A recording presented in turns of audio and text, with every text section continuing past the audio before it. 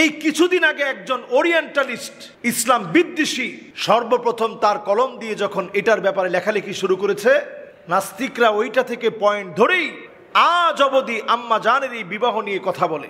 খুবই দুঃখ আর পরিতাপ, এই জায়গাতে আমরা অনেক মুসলিম না বুঝি এই বিষয়ে কথা বলে ফেলি।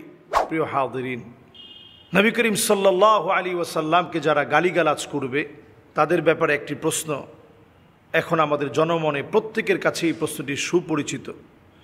রাসূল করিম সাল্লাল্লাহু আলাইহি ওয়াসাল্লাম এবং উম্মুল মুমিনিন আয়েশা সিদ্দিকা রাদিয়াল্লাহু তাআলা আনহাকে চরম অবমাননাকারী কোনো ব্যক্তির ব্যাপারে শরীয়তের সিদ্ধান্ত কি? ইত্তাফাকাল উলামা, এই ব্যাপারে সমস্ত উলামায়ে কেরাম একমত। ইমাম আবু হানিফা আলাইহির রাহমা, ইমাম শাফিঈ আলাইহির রাহমা, ইমাম আহমদ বিন হাম্বল আলাইহির রাহমা, ইমাম মালিক আলাইহির রাহমা, সমস্ত ফুকাহায়ে কেরাম ইজমা হয়ে গেছেন, একমত হয়ে গেছেন, যেই লোকটা নবী করিম সাল্লাল্লাহু আলাইহি ওয়াসাল্লামকে গালি দিবে মুরতাদ্দা, ওই লোকটা মুরতাদ হয়ে যাবে। আর শাতিমে রাসূল, এই মুরতাদের একমাত্র শাস্তি হচ্ছে, ইসলামী শরীয়ত অনুযায়ী তার শাস্তি হচ্ছে তার গর্দানকে উড়িয়ে দিতে হবে।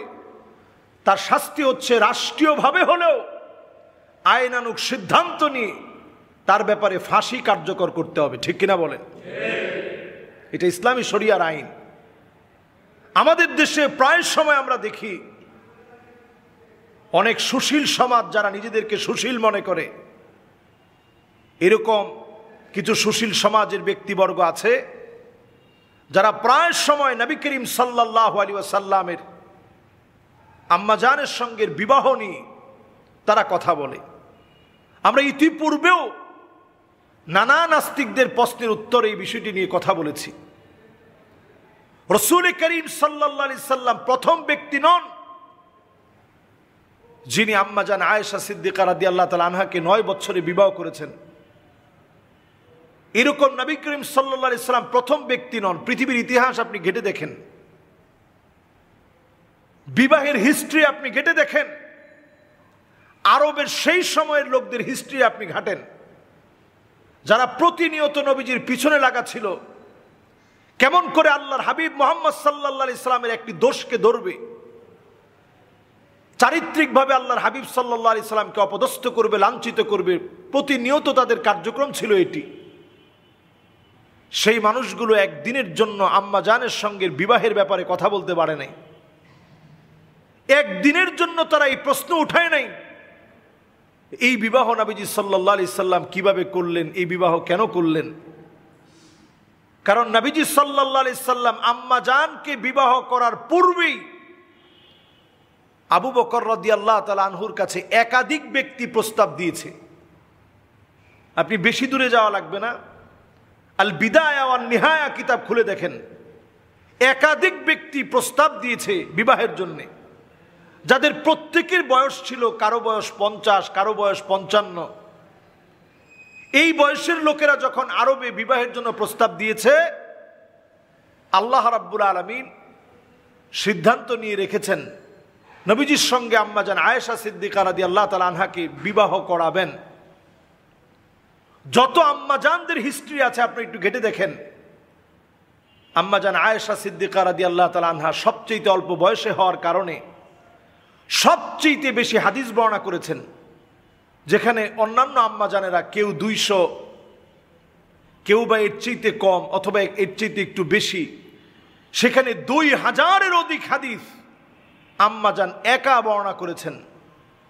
সাহাবায়ে কেরাম রিদওয়ানুল্লাহি আলাইহিম আজমাইন যে কোনো বিষয়ে কোনো মাসআলার প্রয়োজন হলে আম্মাজানের দ্বারস্থ হতেন, জিজ্ঞাসা করতেন, আম্মাজানের কাছ থেকে পরামর্শ নিয়ে ওই মাসআলা উল্লেখ করতেন।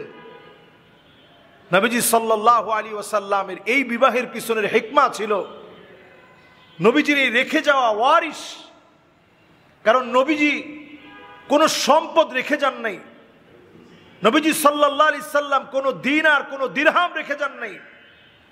লা নুরিসু মা তারাকনা সাদাকাহ, নবীজি সাল্লাল্লাহু আলাইহি সাল্লাম জ্ঞান রেখে গিয়েছেন। ফামান আখাযাহু আখাযা বিহাদ্দিন ওয়াফির, এই জ্ঞান থেকে যে যত বেশি নিতে পেরেছে সে তত বেশি ধন্য হয়েছে। আজকে বড় আফসোস, বেশি দিন দূরে যেতে হবে না, আমাদের বাংলাদেশের কথা আপনি ঘেটে দেখেন। আমার নানির বিয়ে হয়েছে 10 বছর বয়স, 10 বছর বয়স। এরকম যদি আপনি ইতিহাস ঘাটেন, বেশি দূরে যাওয়া লাগবে না, 50, 60, 70 বছর আগে আপনি গ্রামের ইতিহাস আপনি ঘেটে দেখেন, 10 বছর 11 বছর বয়সে বিবাহ হয়েছে। আরবের মহিলারা আমাদের চাইতে অনেক বেশি শক্তিশালী হওয়ার কারণে 9 বছরের সেই সময়ে বিবাহটা কোনো ইসলাম বিদ্বেষীর কাছেও এটা কোনো পয়েন্ট আকারে সেই সময় ঘোষিত হয় নাই। এই কিছুদিন আগে একজন ওরিয়েন্টালিস্ট, ইসলাম বিদ্বেষী, সর্বপ্রথম তার কলম দিয়ে যখন এটার ব্যাপারে লেখালেখি শুরু করেছে, নাস্তিকরা ওইটা থেকে পয়েন্ট ধরেই আজ অবধি আম্মা জানের এই বিবাহ নিয়ে কথা বলে। খুবই দুঃখ আর পরিতাপ, এই জায়গাতে আমরা অনেক মুসলিম না বুঝি এই বিষয়ে কথা বলে ফেলি। যেই লোকটাকে নিয়ে কথা হচ্ছে সে বলতেছে নবীজির সব জীবনই তার ভালো লাগে, বিবাহের এই অধ্যায়টা তার ভালো লাগে না। এই একটি কথাই খাতেমে রাসূল হিসেবে তার জন্য যথেষ্ট। তার ব্যাপারে আইনানুগ সিদ্ধান্ত নেওয়া আবশ্যক হয়ে পড়েছে। এই জাতীয় ব্যক্তিদের ব্যাপারে যদি সিদ্ধান্ত নেওয়া না হয়, অনতি বিলম্বে আল্লাহর নবীর মহব্বতের উম্মত তার ব্যাপারে সিদ্ধান্ত নেওয়ার জন্য যথেষ্ট। ঠিক কিনা বলেন?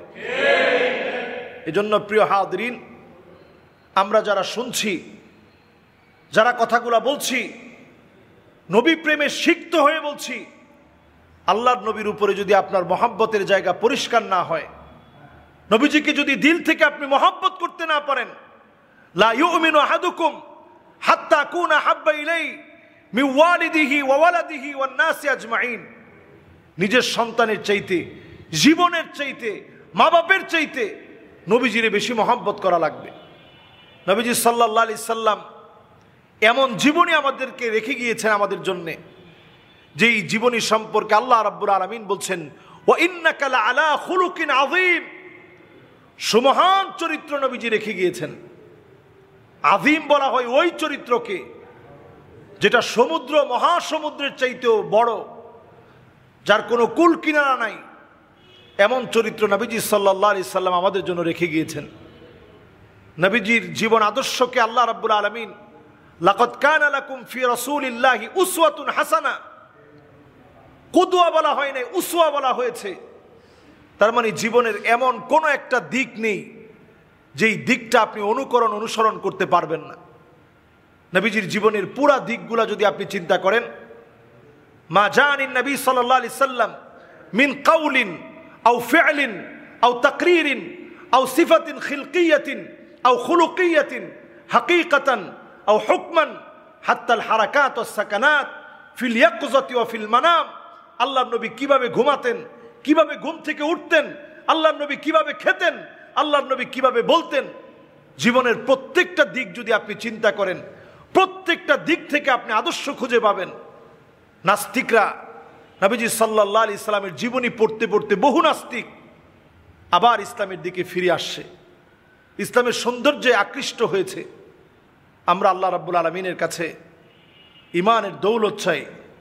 নবীজি সাল্লাল্লাহু আলাইহি সাল্লামের সম্মান নিয়ে যারা কথা বলে, রাষ্ট্রপক্ষের দায়িত্ব তাদের ব্যাপারে আইনানুগ সিদ্ধান্ত নেওয়া। তারা ঠুনকো একটু ভিসা পাওয়ার জন্যে, বাহিরের সুবিধা পাওয়ার জন্যে, সুবিধাভোগী কিছু যারা সুবিধার অন্বেষণ করে এমন ব্যক্তিবর্গ, তারাই কেবল নবীজির বিরুদ্ধে বিরুদ্ধাচারণ করে। আল্লাহ রাব্বুল আলামিন আমাদেরকে হেফাজত করুক। মাআযাল্লাহ। আসসালামু আলাইকুম ওয়া রাহমাতুল্লাহি ওয়া বারাকাতুহু।